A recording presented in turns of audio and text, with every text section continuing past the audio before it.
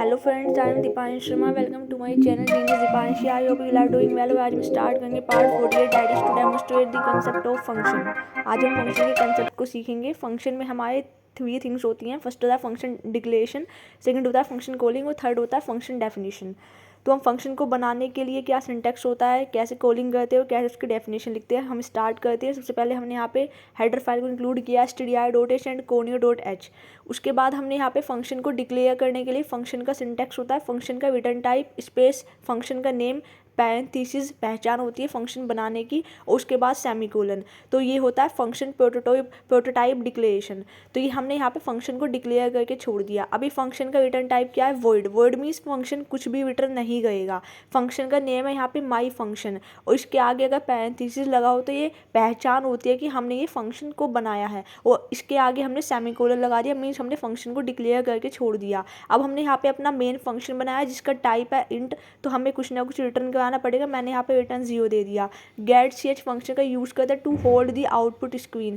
Clear screen function का use करते हैं to clear the output screen. मैंने इस मेन फंक्शन के अंदर प्रिंटफ फंक्शन में लिखा है कि हेलो आई एम यहाँ पे लिख सकते हैं कि I am a main function या हेलो फ्रॉम मेन फंक्शन। कुछ भी आप इस तरीके का एक स्ट्रिंग पास कर सकते हैं यूज़र को समझाने के लिए कि ये जो पर्टिकुलर स्टेटमेंट है ये हमारा मेन फंक्शन के अंदर लिखा गया है। उसके बाद मैंने यहाँ पे फंक्शन की कॉलिंग करी है। फंक्शन की कॉलिंग कैसे करते हैं, फंक्शन का नेम पैरेंथेसिस सेमीकोलन। तो फंक्शन का नेम क्या था, माई फंक्शन था, पैरेंथेसिस सेमीकोलन। ये हो गया हमारे फंक्शन की कॉलिंग।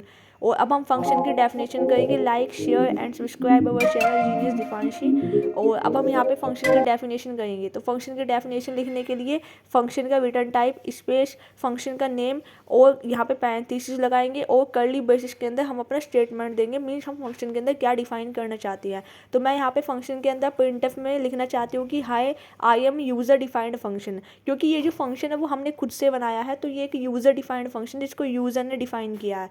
तो मैंने यहाँ पे बस जो है यहाँ पे एक स्टेटमेंट लिख दिया है कि this is a user defined function. और आप इस तरीके से कुछ भी स्टेटमेंट यहाँ पे लिख सकते हैं। अभी फंक्शन कॉल कैसे होगा, तो सबसे पहले ऊपर हमने डिक्लेयर करके छोड़ रखा है। उसके बाद हम मेन फंक्शन पे आएंगे। मेन फंक्शन में पहले एग्जीक्यूट होगा कि हेलो फ्रॉम मेन फंक्शन। उसके बाद फंक्शन की कॉलिंग लिखी हुई है तो ये फंक्शन की डेफिनेशन पे जाएगा, उसको एग्जीक्यूट करेगा। तो यहाँ पे आउटपुट में आएगा सबसे पहले कि हेलो फ्रॉम मेन फंक्शन और फिर आ जाएगा high I am user defined function.